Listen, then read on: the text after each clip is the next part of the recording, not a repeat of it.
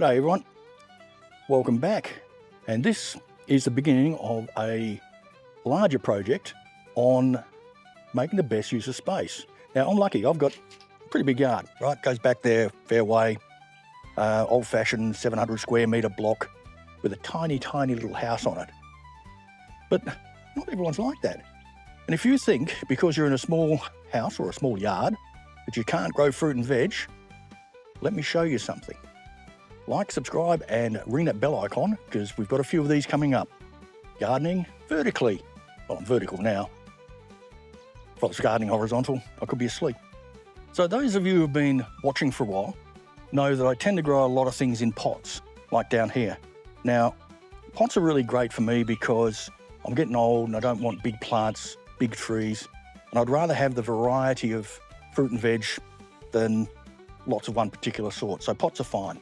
But when it comes to things like pumpkins, watermelon, rockmelon, cucumbers, those sort of things, they tend to cover a lot of space.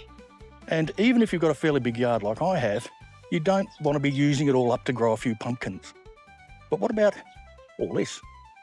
The air. We can grow a lot of things vertically.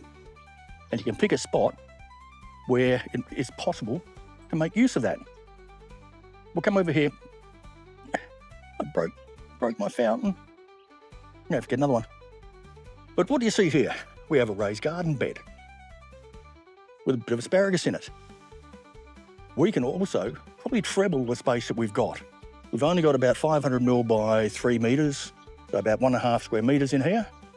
I reckon we can get another 2 square metres up the back and maybe another square metre at the front. So come with me and I'll show you how we can do that. What's the cheapest way to grow stuff vertically, you may ask? You can ask if you like, I won't hear you because I'm over here on YouTube. But if you've got something like beans, the cheapest way to grow vertically with beans and other climbers is you get one of these high-tech things. It's called a stick, and you put it in the ground and you plant your bean at the base of it. That's it. But we're going to do something a little bit fancier. We can build little tents and things. So you could use prunings from your gardening, but I've just got some pretty standard bamboo sticks here. And I've got these. They're just a little plastic insert and allows us to put some stakes through, like so. Ooh. Get a few more.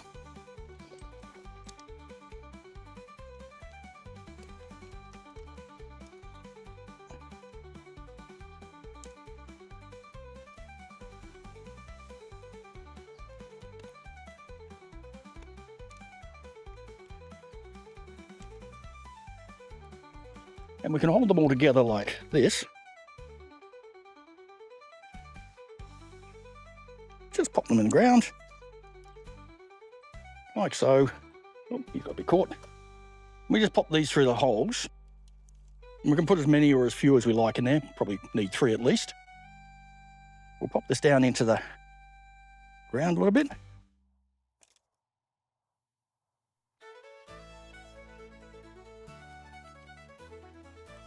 And this little thing will hold those in place. You can just get a string and tie it round, but I found that doesn't tend to go very well. So we'll just arrange these a little bit better. Like a little teepee. We're going to plant our beans in the bottom and they will grow up this little trellis. And this plastic thing will hold them in place. So to start with really cheap, growing vertically can be done for next to nothing or in fact nothing. Out here, I've got some old chicken netting. No, it's not chicken netting, mesh anyway. That I picked up at a Verge collection or from the local Facebook free page. Some old wooden stakes which are either from my garden or I've found again on Verge collections, etc.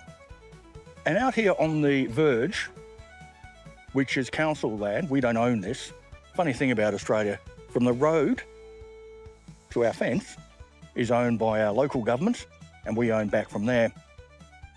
But to make use of this, and because it isn't our property, I'm just going to put out things that are going to go absolutely wild.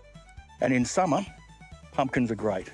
So I've got a couple of unique Australian pumpkins here. Here we've got Queensland Blue, which are a large traditional sort of pumpkin. And we're just going to put him in probably around there. Only going to put 2 in this area at the moment. We'll put something else on the other side. And we'll train it to grow up this netting.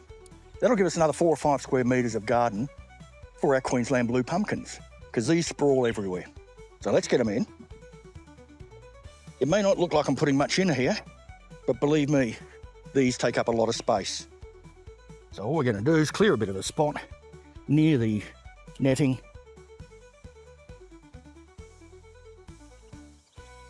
Put a tag in. And I've got 2 in this one, but that's fine. I'll just gently pop them in there. And we're going to add a bit more mulch around the place when we get a chance. So I'll put the other one here.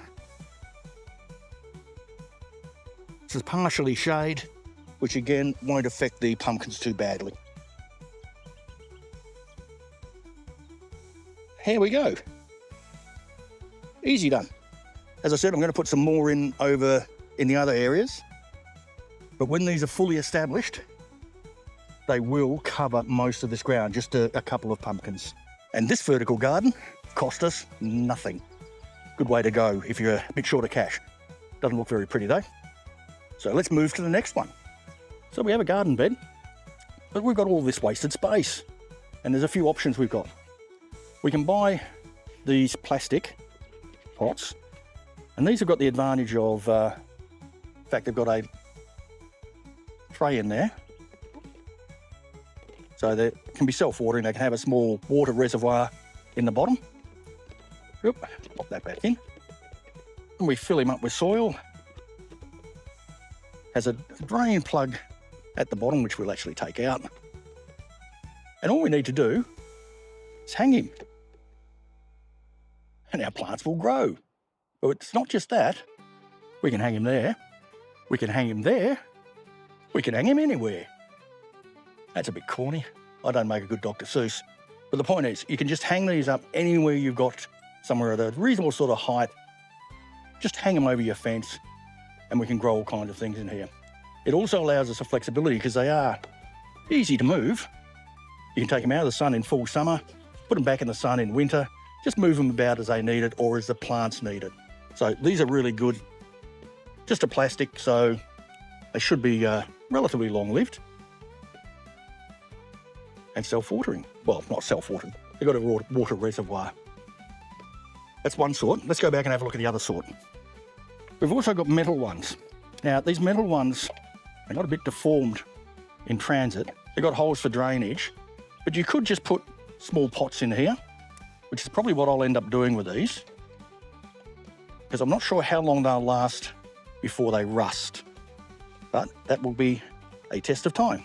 And again, just basically hang them anywhere you like. On the fence, on this, anywhere. This is just another sort. Again, they tend to get a bit deformed in transport, but they're easy enough to push back into place. But this is one that we can just put pots in. Again, just hang it over whatever we want to hang it over, and we've got more growing space. So if we imagine we could do all the way along here and around the corner a bit, we end up with another couple of metres of garden space by going upward. Now, keeping to the budget area, along the back here, we could actually grow some shade-tolerant vines, a passion fruit or some other plant that doesn't mind a little bit of shade, if we had some support. And one of the really cheap ways of having support is using netting. Now this one is particularly nice because it's elastic and we can stretch it. So what we've got here is we're going to stretch that down to there. I'm going to have to tie that up.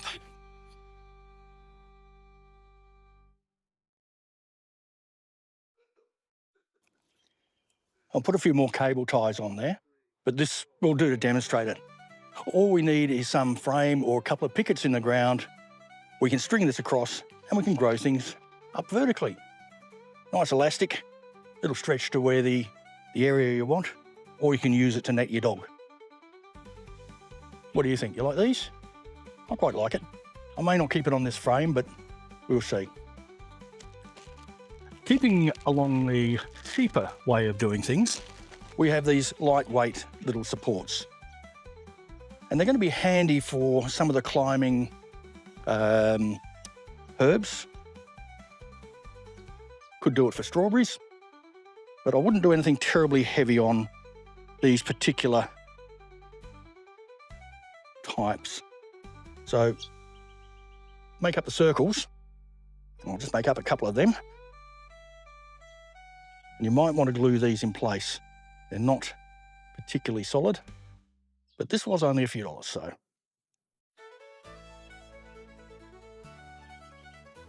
As I said, it's not particularly solid. It's come apart on that one already, but we can live with it. They all just clip in. A few of these that way. And we clip that onto the next one. Right, so I'll come in and you can see that we've got a bit of a ridge there. So we want to pull these down onto the thicker part, and we will plant it that way so that any weight on these is just going to push down on the support. And there we go. We'll build it up a few more layers, and I think what we might grow here is cuckoo melons, because they can grow up through here and then drape over the top. And by taking up only this tiny little bit of space here, we can get a couple of meters of coverage. So I'll finish putting that one together later, and we'll move along. Moving up market a little bit, we've got this style, which is a plastic rod held together with connectors, and we just stretch some netting over it. Again, very economical, has a fairly small footprint and gives us some height. So this one is ideal for our summer weather beans. And all we're going to do is, I'll only put a couple in at the moment because it's starting to rain, is we'll dig them in here. And these are just a standard runner bean. Pop them in there. And it's going to be a little bit of maintenance. What we have to do is make sure that as they grow from here, we start to weave them through the netting and get them to grow over the top. In the middle, I'm actually going to put some onions. So the beans will fix the nitrogen, some onions will grow in the middle, and they're going to take a long time to grow. So we'll get onions in the middle, beans all over the top. The beans will shade the onions during our really hot summer period, and we won't have to worry too much about them. So I'm going to get the rest of these in, planting them a few inches apart.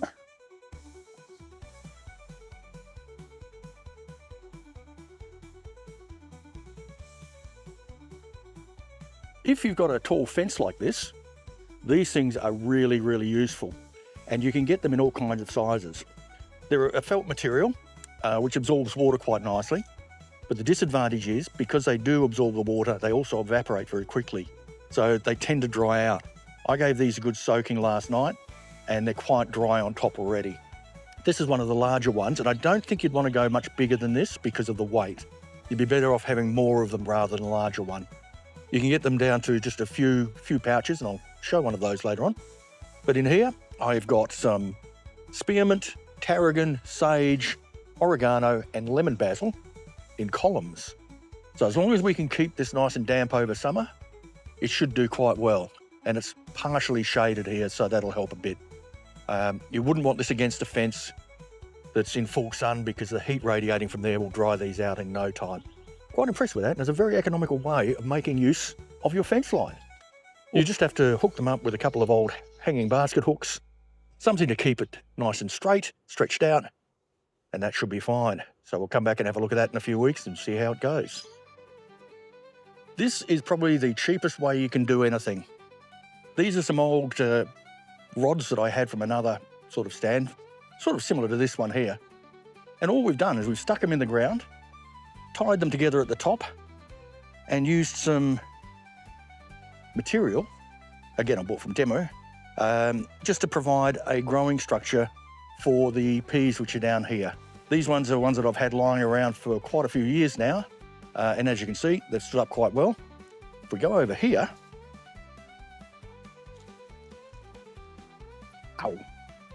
these are some new ones that I got from Temu, and they're just a solid plastic rod that, again, we tie at the top and we just provide some supports for the peas to climb up. These arches are really good, however, they can be a bit pricey. This is, what's it called again? Sheep fence. So it's like Rio or any of the reinforcing type meshes, but just a 4mm steel rod welded together. Advantage is, it's going to last forever. 50 years from now, this will still be sitting here looking a little rusty, but it'll still be there. What we're going to grow here is Trombosini. And the reason we want to grow Trombosini along here is we want them to dangle down and grow straight, rather than curled up as if we leave them lying on the ground. So we're going to put 2 in on each side, and that will be plenty for our entire season because they are prolific. And to begin with, let's just put 1 in here.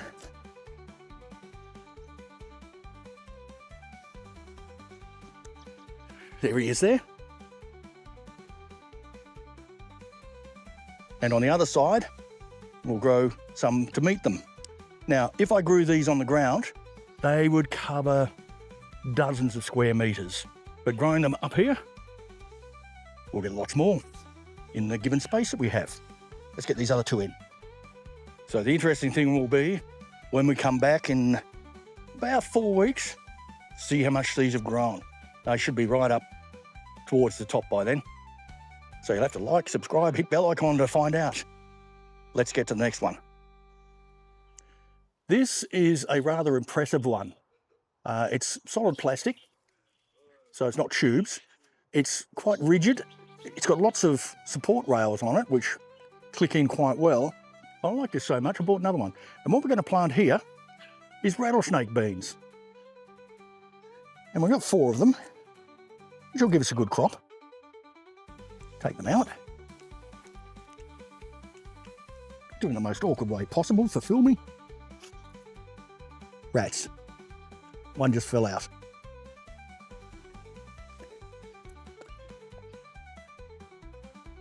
Put that up there. We should still be able to salvage him. This one might not survive, but that's life.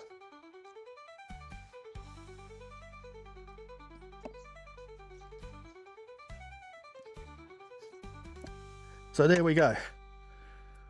These are rattlesnake beans, which are really long bean and quite tasty, I believe. We've got lots of places to tie them up as they grow. We'll grow them up the middle and then we'll droop them off so they can grow down the side here. One little pot, lots of growing area. What do we got next? All right, here's one I put together a little earlier. It's a lightweight metal art and it's quite nice. Down the bottom here, I planted some spaghetti squash and trombosinis.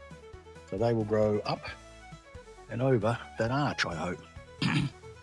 Got most of them out and increased our vertical growing area quite dramatically. Still got a bit more to put out though. Not quite finished yet. How about you? You grow your stuff vertically? I don't mean standing, I mean grow the plants up.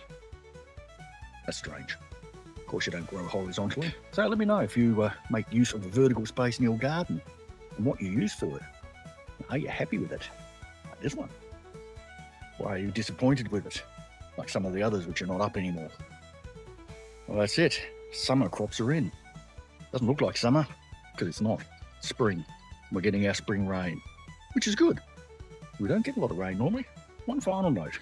Make sure you're planting the right thing for the season and its location. So over here, we spin around, we've got lots of beans. And beans are a summer crop. Peas, which are on those ones, are a winter spring crop, so they should be ready before the real heat hits. So that's okay. Up on these other trellises, we've got lots of things which are summer crops. We've got our spaghetti squash growing at the bottom of this one. And over the other side, I think I'll be strong enough to hold that up. Got some beans down in there. And lots of other things around. The passion fruit, the grapevines, and of course, beans and things in there. So what do you reckon? We got enough vertical garden again? I don't think so. I've got room for lots more. But as you can probably see from this, we can make a huge amount of difference in the area that we have to grow by growing vertically. Most of the stuff was quite inexpensive. Some of it was a little bit pricey, but that was the stuff for show, like we've got out on the front patio, which is in a separate video I'll link to here. We've massively increased our growing space. We haven't spent a fortune on doing it. And some of it looks quite nice, like this one. And I've gone and bought another one of these as well. So let me know in the comments if you grow vertically and how you do it. Do you have any little tricks we could add in here? Enjoy life, and I'll catch you in the garden.